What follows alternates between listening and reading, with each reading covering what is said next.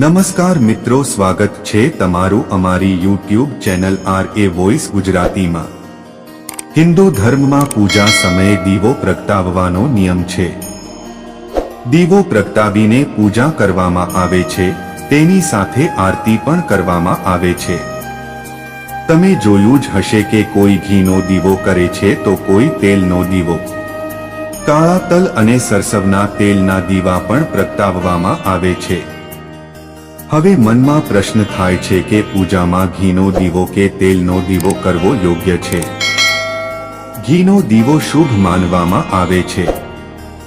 ગાયના ઘીનો દીવો કરવો એ ખૂબ જ શુભ માનવામાં આવે છે। તેને બાળવાથી નકારાત્મકતા અને વાસ્તુ દોષ દૂર થાય છે। ઘરમાં દરરોજ ઘીનો દીવો પ્રગટાવવાથી સુખ, શાંતિ અને સમૃદ્ધિ આવે છે। તેનાથી પર્યાવરણ પણ શુદ્ધ થાય છે।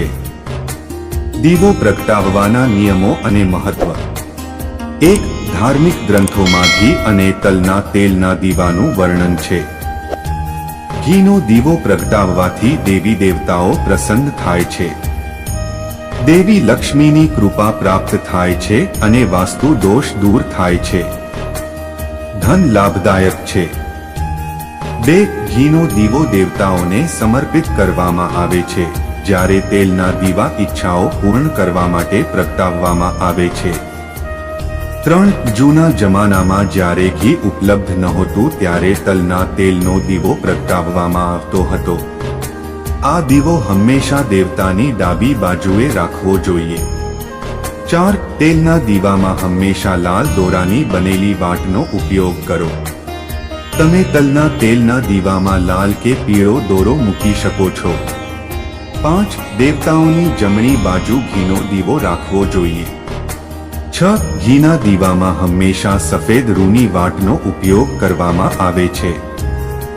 7, દીવાની જ્યોત પૂર્વ કે ઉત્તર દિશામાં હોવી જોઈએ।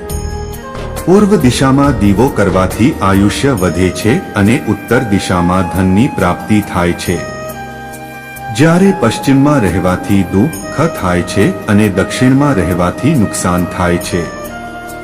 શનિદેવ માટે તલ અથવા સરસવના તેલનો દીવો પ્રગટાવવામાં આવે છે।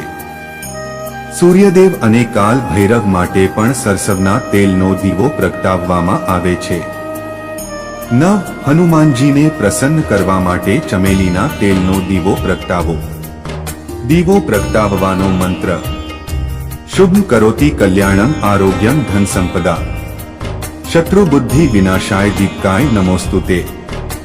દીપો જ્યોતિ પરબ્રહ્મ, દીપો જ્યોતિર્જાર્દના, દીપો હરતું મે પાપ સંધ્યાદીપ નમોસ્તુતે। આવી રીતે પૂજા, આરતી તેલ અને ઘીના દીવાથી કરવામાં આવે તો તેના ઘરમાં લક્ષ્મીનો વાસ થાય છે અને ઘરમાં સુખ, શાંતિ અને સમૃદ્ધિ તેમજ અખૂટ ધનની પ્રાપ્તિ થાય છે।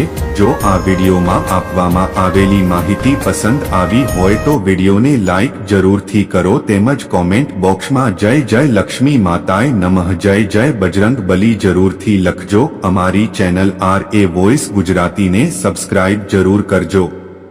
અમારી માતા લક્ષ્મીજીને પ્રાર્થના કે તેમની કૃપા હંમેશા તમારા પરિવાર પર બની રહે। વિડીયોમાં અંત સુધી જોડાયેલા રહેવા બદલ તમારો ખૂબ ખૂબ આભાર।